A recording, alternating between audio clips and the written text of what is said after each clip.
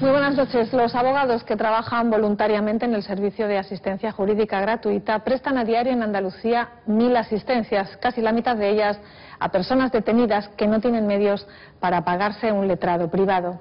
Desde hace un mes sus honorarios se han visto reducidos un 10%, lo que agudiza más si cabe su precaria remuneración. Según denuncian, cobran poco y además tarde, con un año de retraso en ocasiones. Y sucede en toda España. De hecho, en algunas comunidades como Madrid, 600 letrados del turno de oficio se han negado a hacer guardias el mes pasado. Un equipo de los reporteros ha vivido de cerca un día de guardia en los juzgados y en la policía. Como verán, la máquina judicial se paralizaría si los abogados dejaran de prestar sus servicios.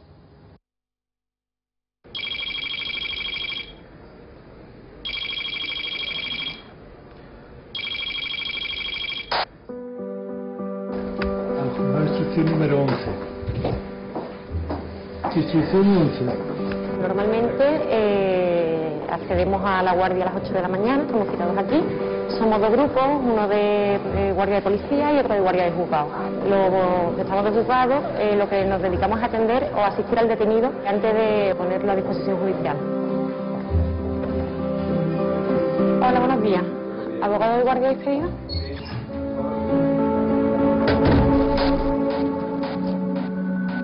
Nosotros empezamos el trabajo a las 8 de la mañana, nominalmente es es de 24 horas. Normalmente dos compañeros venimos aquí a lo que llaman Inspección Central de Guardia, que digamos es la guardia tanto de Policía Local como de Policía Nacional.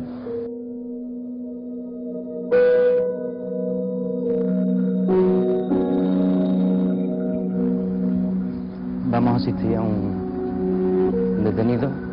La guardia de policía, pues la asistencia al detenido en las declaraciones que tengan que realizar en sede policial, que siempre es anterior a pasar la disposición judicial. Amén de eso, pues también podemos intervenir en una rueda de reconocimiento o toma de ADN. ¿Está usted en condiciones? Sí. Se encuentra detenido usted por un presunto delito de malos tratos en el ámbito familiar, ¿de acuerdo? Bueno, no vamos a trabajar ahora eso, ¿de acuerdo? Se encuentra detenido aquí por ese motivo, ¿vale? Tiene usted derecho a no declarar si no quiere, no declarar contra sí mismo y no confesarse culpable. Tiene usted derecho a designar un abogado, en este caso ha recibido usted la designación de oficio, está en su letrado de la Cámara de Declaraciones, está en pendencia. Bueno, pues yo le pregunto, en base a sus derechos, ¿quiere declarar usted aquí o en el juzgado? En el juzgado. Respuesta esta declaración, ¿de acuerdo? Bueno, pues lo que acabamos de ver es ni más ni menos que una declaración en sede policial. Es un delito de malos tratos y, como en la mayoría de las ocasiones, no ha querido declarar ante la policía y ahora pues lo que se trata es de llevarlo a los calabozos y se espera a la conducción y en la conducción lo pasan a disposición judicial y posteriormente declarará hoy en el juzgado de instrucción que esté en funciones de guardia.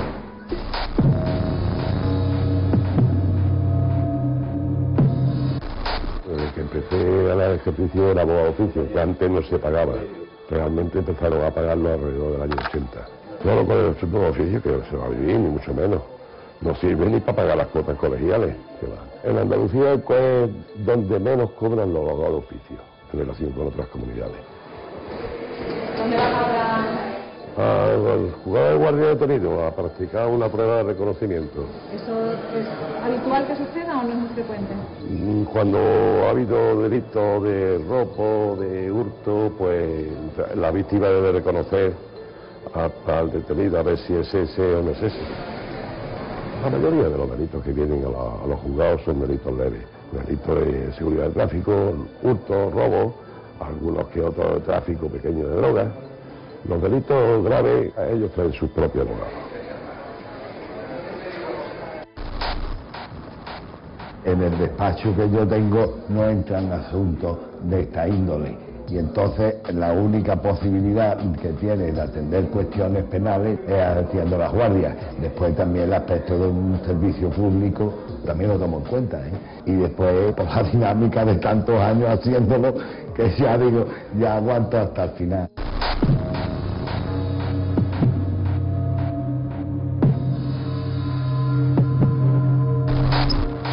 encuentra detenido por un presunto delito de robo o uso de vehículos. ¿Bien? Tiene usted derecho a no declarar si no quiere, no declarar contra sí mismo y no confesarse culpable. Tiene usted derecho a ser asistido por un letrado. Su toma de declaración, en este caso, ha preferido usted la designación de oficio. El letrado tiene a su izquierda que le va a asistir en la toma de declaración, ¿de acuerdo? Pasa sus derechos, ¿quiere usted declarar aquí o en el juzgado?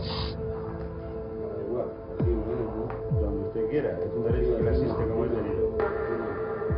No obstante, también sepas que tienes que declarar en el juzgado. Esto me va a meter en la cárcel. ¿Tiene usted antecedentes?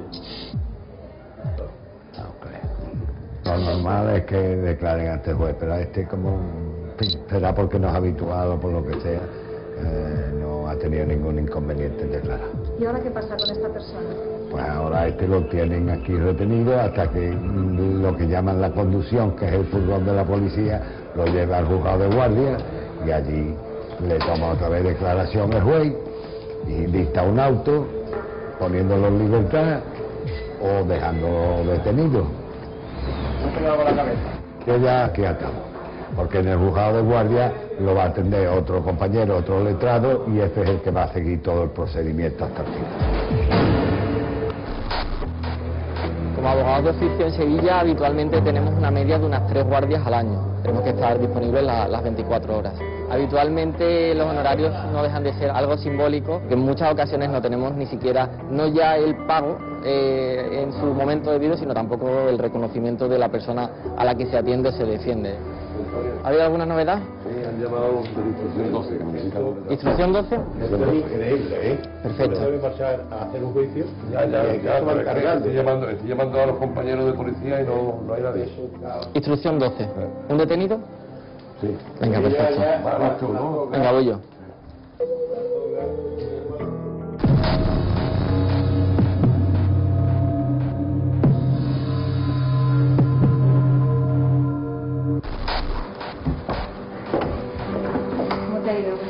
Bueno, bien.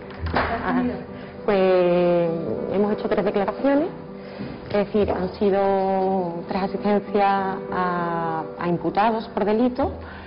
En primer lugar, pues ha sido por un delito de lesiones. En segundo lugar, ha sido un exhorto que viene de otro partido judicial. Y en tercer lugar, pues ha sido un quebrantamiento de condena. Y ahora pues me han llamado de instrucción 3 y voy para allá pues para 2 asistencias más. Como abogado de oficio y como abogado en general tenemos la posibilidad que cuando se presenta un caso, ya sea por el que nos toque de casualidad un día de guardia o un cliente particular que venga al despacho, nosotros podemos renunciar a la defensa de esa persona, por ejemplo, por motivos personales, por motivos religiosos, por motivos de ética. ¿Ya has terminado? Sí, ya hemos terminado. Ya se ha hecho la asistencia completa al detenido. Primero se le ha tomado la declaración sobre los hechos, era un tema por una falsificación de firma, y posteriormente se le ha hecho una prueba pericial caligráfica. La persona ha tenido que redactar de su puño y letra lo que el secretario judicial le ha comentado para luego cotejar si eso se corresponde con esa falsificación de firma o no. A partir de ahora, en principio, si la persona, el imputado, no designa un abogado particular, ya lo asumo yo el caso como propio.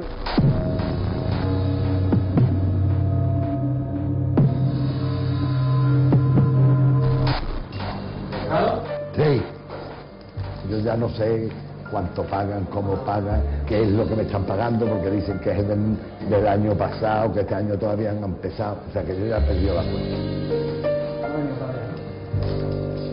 ¿Qué hay? A manifestar aquí parte, todo o nada de lo que vamos a preguntar. No tienes que decir si vamos a declarar aquí o no. Ahora, si quieres preguntarle algo, él no te va a asistir luego cuando llegues al juicio, será otro compañero o el que tú designes, ¿vale? Lo que tú quieras. Entonces, si ahora quieres preguntar algo, alguna duda que tenga o lo que sea, es tu momento. No tengo que preguntar. Cuando el abogado llega aquí a la sala de guardias y no hay ningún otro compañero, porque están repartidos la mayoría en las sedes policiales asistiendo a los detenidos y el resto en las sedes judiciales, pues siempre debe quedar una persona que atienda el teléfono. Tienen prioridad siempre el juzgado que está de guardia, de detenidos y el de incidencias. Un momentito. ¿Sí? Sí, dígame. Venga, perfecto, lo pongo en espera, gracias. Sí, hay un par de ellos. Gracias. De instrucción 16 que llaman para solicitar un abogado de oficio. Antiguamente, si se superaba por el abogado de oficio 7 asistencias, la guardia se cobraba doble. Entonces, todo el mundo tenía cierta proactividad a la hora de hacer su trabajo y echar más tiempo fuera. Por la noche os vais a casa y os quedáis localizados. Los más viejos recuerdan que aquí había una cama. Yo eso no lo he visto. ¿Entiendes el español cuando hablamos? ¿No? Pues entonces nada, se suspende. No quería declarar, precisamente por eso, a pregunta del instructor, lo que le he preguntado es si entiende castellano, que es el primero de las preguntas que se le hacen, y ha dicho que no. Como no entiende castellano y es un súbdito de Rumanía, pues hay que llamar a un intérprete. Servicio de guardia, dígame. Sí, un momentito que tomo nota, por favor. Guardia de incidencia, un Durge de tráfico, ¿no? No se preocupe, enseguida enviamos a un compañero. Nada, bueno. José, guardia de incidencia, un Durge de tráfico, ¿vale? Venga, perfecto.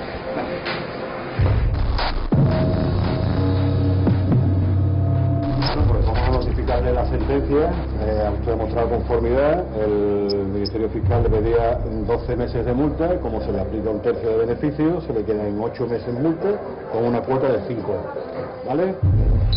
Y vamos a ir firmando, ¿vale? Podemos firmar el acta de conformidad y la notificación de la sentencia, ¿vale? Aquí el señor secretario, después ya está, firme. Sí, esto es firme ya. Ya está, ya se puede llevar, ¿vale? Permiso.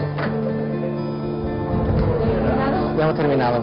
Bien, ha ido todo bien. Lo que habéis visto ha sido la celebración de un juicio rápido. Se inicia inicialmente con la asistencia de la persona, se ve cuáles son los delitos que se le imputan. En este caso era uno contra la seguridad vial por carecer del permiso de conducir. Entonces se pasa a la Fiscalía la calificación del delito. La fiscal en este caso le pedía una pena. He entrado a hablar con ella, se ha negociado un poco la situación y al final le he conseguido una rebaja interesante. Un día de guardia significa dejar todas tus cosas, ya tengas juicios, señalamientos, entrevistas o reuniones con clientes. Desgraciadamente no tiene la recompensa económica que debiera y en muchos casos ni siquiera el agradecimiento de la persona a la que se asiste. No está bien pagado, pero bueno, considero que es un servicio que hay que prestar y pues, a la gente pues hay que ofrecérselo y garantizarle que tenga una buena defensa jurídica. Esto es una cuestión vocacional. Si no tiene vocación de abogado, pues el turno de oficio no es rentable ni económicamente, ni incluso digamos que profesionalmente.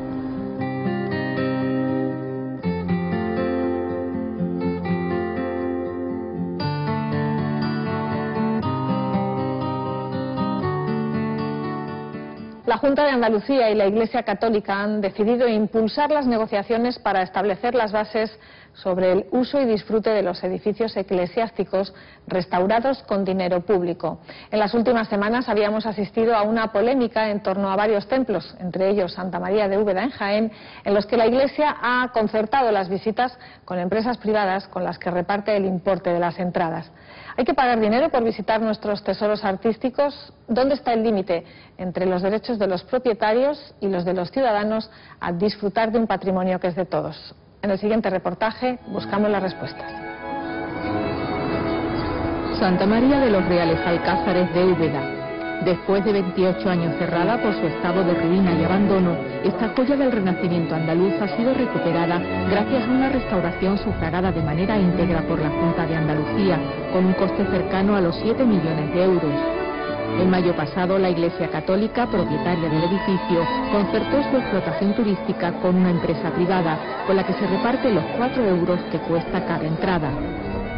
La administración pública no recibe nada, un caso que se repite en otros edificios religiosos con acceso restringido o cerrados como la iglesia de los Descalzos de Écija, y que ha abierto la polémica sobre quién debe pagar por mantener nuestro amplio y valioso patrimonio y quién debe recoger los beneficios, si los hay, de una riqueza que aunque esté bajo propiedad privada, es de todos nosotros.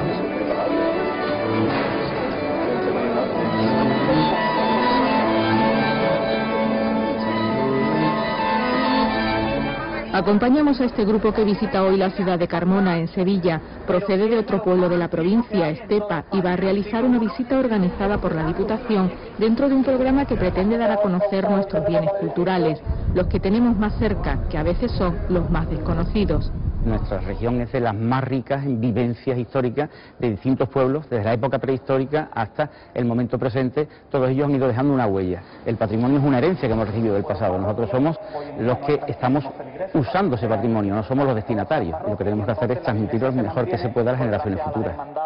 Restos romanos, visigodos, árabes, mudéjares, renacentistas y una gran riqueza en el interior de iglesias y conventos. Todo esto atesoran ciudades como esta de la Andalucía interior. En total, en nuestra región hay más de 3.000 edificios históricos protegidos, una cantidad considerable, pero que es solo una pequeña parte de los 95.000 bienes de interés cultural registrados, bienes que necesitan ingentes recursos para mantenerlos y conservarlos.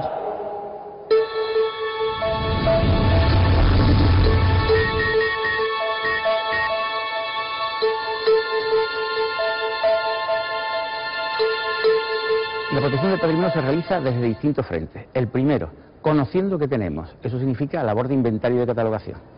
Una vez que se ha hecho esa labor, que es imprescindible, se está en condiciones de saber qué necesita ser atendido y cuándo, es decir, en qué urgencia.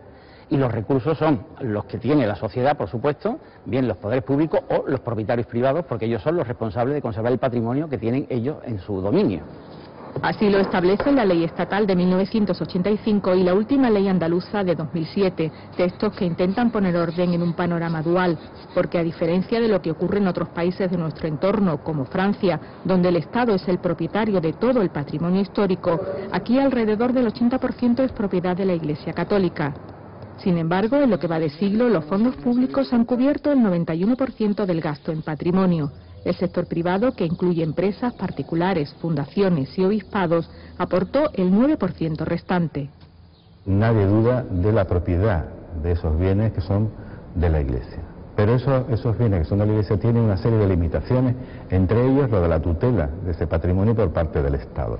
Y para compensar esas limitaciones, el propio documento prevé la generación de ayuda a la Iglesia y que se tienen que traducir a través de las correspondientes comisiones mixtas de la Iglesia con cada una de las administraciones competentes. Mediante esta fórmula, según datos de la Consejería de Cultura, en los últimos 10 años la Administración andaluza ha gastado 48 millones de euros en conservar 250 bienes artísticos de la Iglesia Católica.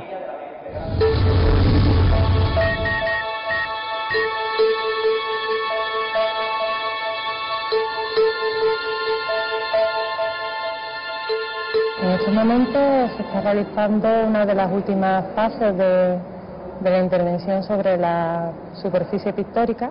Buena parte de esas restauraciones, la de los bienes muebles, corre a cargo de los técnicos del Instituto Andaluz de Patrimonio Histórico. Por sus manos pasan tallas, estatuas, retablos o cuadros, como este que pone a punto la conservadora Rocío Magdalena, un San Jerónimo del siglo XV, procedente del monasterio de Santa Paula de Sevilla.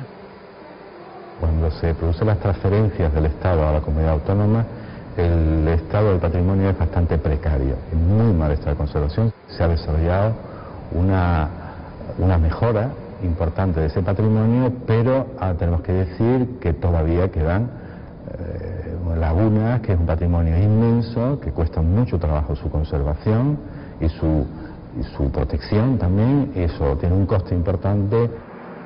Un trabajo preciso y minucioso como el que se lleva a cabo en el taller textil, donde en estos meses retocan una serie de 5 tapices que han llegado muy deteriorados desde la abadía del Sacromonte de Granada.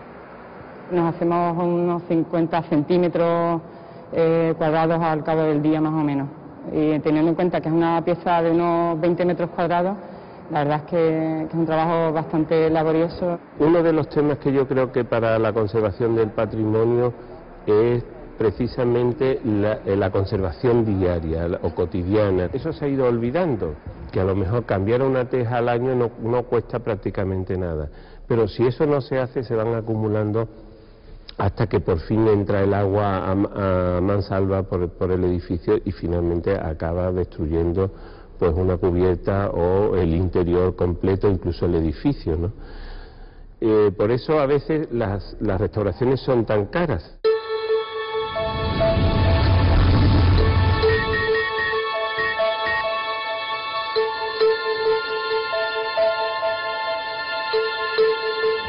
Cuando el propietario no cumple con su obligación, la Administración debe acudir al rescate. Varios templos andaluces con graves daños estructurales han tenido que ser recuperados en los últimos años con cuantiosas ayudas públicas. En estos casos, la ley obliga a firmar un convenio para su uso. En materia de visita pública, en el caso de la ley andaluza, define claramente que al menos en 4 días al mes tiene que estar disponible los templos para las visitas integrales al conjunto de esos bienes, en horario y formas que se dispongan y en informaciones que estén al visitante, y esa es la fórmula que al menos la ley prevé. Conventos cerrados a cal y canto, horarios restringidos de visitas, acceso limitado al culto o alto coste de las entradas para contemplar bienes restaurados con dinero público son los principales puntos de fricción. Es la función social que tiene la Iglesia, una función con el ciudadano, pero en relación a su espíritu, en relación a la función de su futuro, más allá. Pero la misión del Estado es del ciudadano en relación a su presente, en relación a sus necesidades básicas como ciudadano. Entonces, ambas tienen que ser compatibles.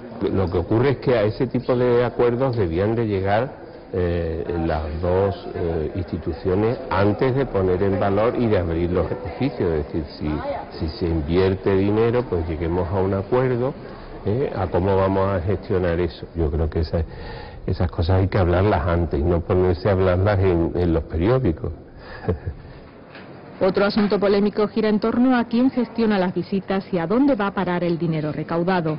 La Iglesia Católica concierta desde hace años con empresas privadas la explotación turística de los 2 templos más visitados de Andalucía, la Mezquita Catedral de Córdoba y la Catedral de Sevilla. La catedral tiene establecido desde hace mucho tiempo un sistema de gestión de los recursos que genera por las visitas, donde se utiliza 1/3 en la conservación del propio inmueble no solo físicamente de restauración, sino del personal que está trabajando en ese edificio.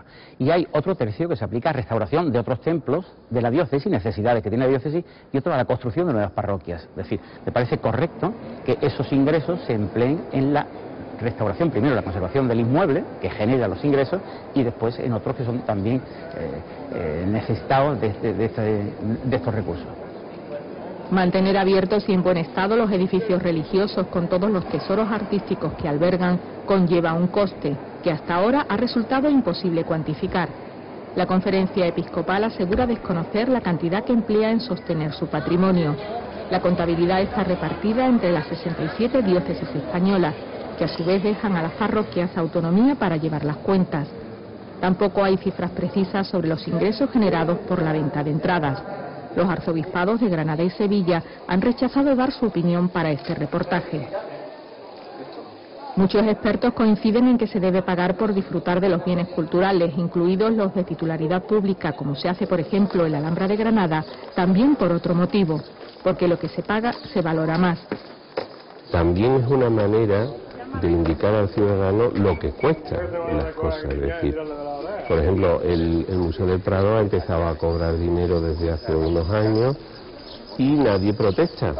Se tiene que llegar a acuerdos entre la posibilidad de que para colegios, por ejemplo, que sea gratuito, pero que el turista debe de alguna manera aportar algo. Yo no digo una cantidad excesiva, pero sí por lo menos que colabore en el mantenimiento del edificio.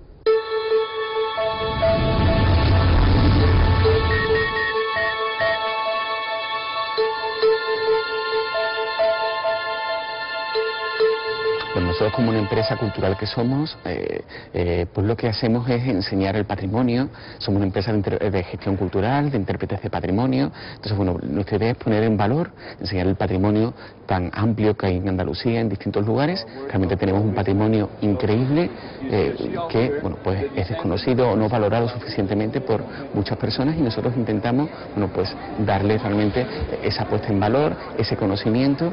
Empresas como la suya intentan hacerse un hueco en un nuevo sector de desarrollo que en Andalucía cuenta con un gran potencial, el turismo cultural. La oferta cultural andaluza atrae cada año a 5 millones de turistas. Visitantes como los del grupo al que acompañamos por el recinto amurallado de Carmona generan un gasto anual cercano a los 1.900 millones de euros, una cantidad muy superior a lo que se gasta en conservación del patrimonio. Es decir, los bienes culturales pueden ser una fuente de desarrollo económico. algo muy a tener en cuenta, sobre todo en tiempos en los que el debate principal empieza a ser otro. Parece que se está recortando de todo, y evidentemente de cultura también se ha recortado. Los recursos son limitados, nuestro patrimonio es variado, habría que priorizar, y priorizar implica establecer una escala de valores.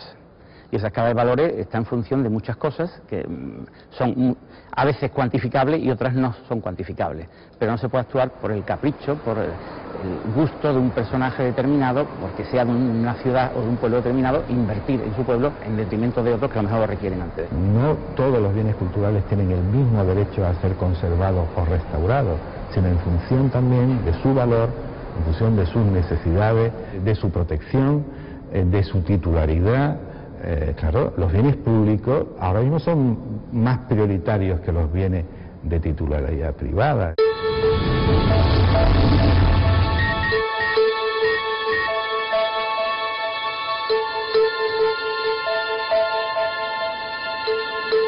Públicos o privados, no todos los bienes culturales dignos de protección son antiguos. El patrimonio es algo vivo que se modifica y crece cada día. Un ejemplo, la sede en Andalucía de la empresa de seguros Helvetia, obra del arquitecto Rafael Moneo, último Premio Príncipe de Asturias de las Artes, construida en 1987 y que goza de protección desde 2008. El patrimonio cultural en realidad es el espejo donde nos miramos todos, donde nos identificamos, vemos nuestros defectos, vemos cómo hemos sido, cómo seremos incluso. En realidad el patrimonio es lo que creemos que es nuestro patrimonio.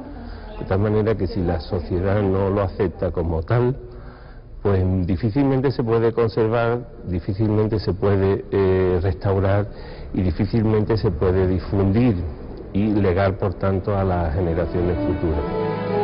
Una herencia que requiere de un equilibrio entre conservación, derechos de los propietarios privados, disfrute ciudadano y conocimiento y conciencia de la riqueza que nos rodea.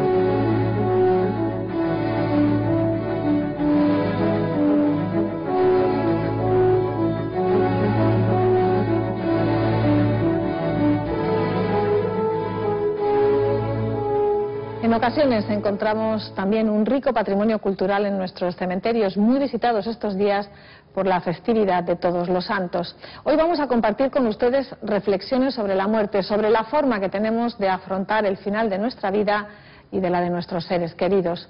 En una cultura tan festiva y alegre como la nuestra, ¿por qué nuestra visión de la muerte es dramática y oscura?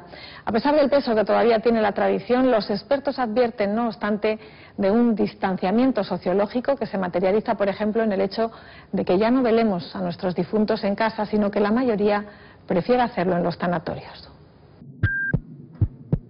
Nacemos con la única certeza de que moriremos.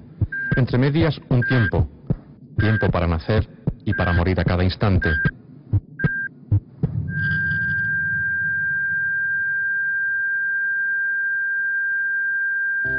Continuamente morimos a cosas, a situaciones, a personas, continuamente nacemos a nuevos acontecimientos. Cada noche nos entregamos a la muerte en el sueño y cada día resucitamos al amanecer. Cada respiración es un renuevo de la vida y cada expiración es exhalar la muerte. Que no debemos naturalizar con nosotros nuestra mortalidad, porque la muerte es un habitante permanente de nuestra condición humana. Si es tan cercana y cotidiana, ¿por qué sigue siendo un tabú? Un tema evitable en cualquier conversación. Las negras para ti. Actualmente es verdad que la muerte está Era lo lógico. muy alejada ¿No te parece? de la sociedad. Está muy alejada porque si pensemos, por ejemplo, en el siglo XIX o anterior al siglo XX, en la época preindustrial, los niños se socializaban en la muerte porque veían morir a la gente, porque sabían que era una parte de la vida. Sin embargo, a partir del siglo XX hay una tecnificación de la sociedad y un adelanto médico-biológico que lleva a que la muerte realmente sea casi un fracaso social. Hemos desnaturalizado el hecho de morir. Los medios de comunicación ponemos nuestro granito. El espectáculo de la muerte que vemos cada día por televisión, tenemos que reconocer que muchas veces es terrorífico. La muerte viene acompañada, asociada, impregnada de experiencias y de sentimientos terribles, horrorosos, hasta espantosos. La imagen de la muerte que vemos por televisión, de cuerpos machacados y descuartizados, sangrantes en la carretera, no cabe duda que es terrible. La muerte unida a la injusticia y a la crueldad de los maltratadores, de los padres que asesinan a sus propios hijos. De hecho, con toda probabilidad un niño pequeño en Andalucía o en España, en casi todos los países desarrollados, no sabe qué cara tiene un moribundo, ni cómo huele, ni cómo está, ni qué se hace con él, y sin embargo, desde muy pequeño ha visto un asesinato, o ha visto morir una persona a tiros, o en una bomba, una riada que se ha cargado a no sé cuántas personas. La muerte, digamos, normal, aquella que es el final de la vida, la apartamos, la alejamos, no está, no se socializa, intentamos invisibilizarla de alguna manera, y sin embargo estamos sobreexpuestos a un tipo de muerte altamente improbable. Otra paradoja de nuestra cultura es el luto exagerado, los ritos de despedida del difunto tan unidos al dolor, cuando la religión que la impregna invita a la alegría de la unión con Dios y a una posterior resurrección. Habría que distinguir la teología cristiana y la pedagogía cristiana. La teología cristiana no tiene miedo a la muerte. La pedagogía cristiana ya es otra cosa. Esta pedagogía cristiana que ha sido la cuna donde hemos mecido nuestra infancia, nuestra vida, con imágenes y con palabras y con cantos y con razones. Esta pedagogía cristiana hoy ha cambiado por completo. Hacíamos en el colegio exámenes de conciencia donde nos preguntábamos, he de morir y no sé cuándo, he de morir y no sé cómo, mi sentencia será de salvación o de condenación. La exaltación de la pena, de la desolación, es muy propia de nuestros actos funerarios, es simbólica para ellos. Y esto tiene mucho que ver con la cultura, más que con la religión. Rafael Serrano nos recuerda que las plañideras o lamentatrices están presentes en la cultura judía, griega y romana, y han llegado a nosotros como legado más cultural que religioso. Pero el luto permanece. Cada vez menos, ¿no? Es una literatura en la vida, es un modo de simbolizar el dolor. No cabe duda que las plañideras no lo sienten, pero lo representan. Es un teatro, en la vida tiene mucho de teatralidad y de rito. Ropa negra, nosotros llevábamos de niños, en mi época, unos brazaletes negros en la chaqueta, en la americana, un brazalete negro para significar. Bueno, hoy día somos en eso quizás más, o queremos ser más sinceros, no hacer una expresión externa, sino intentar vivir la aflicción necesaria y normal interna. No hacerlo para que la gente nos compadezca, o para que la gente se vea obligado a atendernos, a preguntarnos, o para que la gente no diga que ya se nos ha olvidado. Si se nos ha olvidado, no se nos ha olvidado, pertenecen a la experiencia personal de cada uno. Al margen de los ritos fúnebres y del duelo más o menos largo, parece comprobado que ya no queremos ver a nuestros muertos. Hasta el extremo que ya no se muere en casa, se muere de forma institucionalizada, en un lugar aséptico, en un hospital, fuera del entorno familiar, y un lugar además no público, en el sentido de que no se socializa en ello. Pasa con la discapacidad, se ha invisibilizado, es algo, y siempre además tienen las mismas palabras, algo feo, es algo desagradable, es algo que bueno, y ante eso ¿qué hacemos? Lo invisibilizamos, lo hacemos desaparecer, la pobreza, la gente en la calle, los sin casa, todo esto son cuestiones que cuando no sabemos cómo abordarlas, las hacemos desaparecer. Desconocida, ignorada, invisibilizada, desagradable, dolorosa, o una segunda madre que nos mece en sus brazos. Quizás eso que le llamaban los griegos arete, que significa el arte de vivir, el saber vivir, consista en connaturalizar con nosotros el hecho de la muerte, incluso hacer de la muerte de los demás y de la nuestra un modo de amor y de alegría. Y como decía Séneca, a los que ya tenemos cierta edad y vemos que esta segunda madre o esta señora va a venir a visitarnos porque ya nos tiene en la lista, en las primeras páginas de su lista, por la edad, pues pensar con Séneca que lo que nos queda es esperar mansamente la llegada de la muerte, esperarla mansamente, sin tragedia.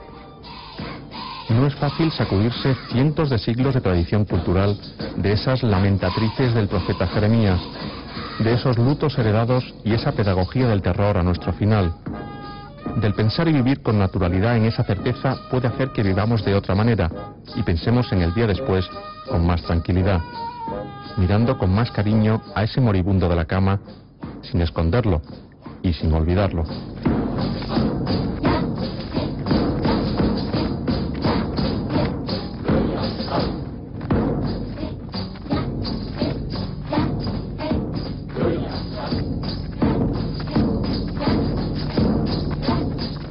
Una reflexión sobre la muerte que hemos querido compartir con ustedes en el programa de hoy. La próxima semana volveremos a estar con todos ustedes. Hasta entonces, gracias y muy buenas noches.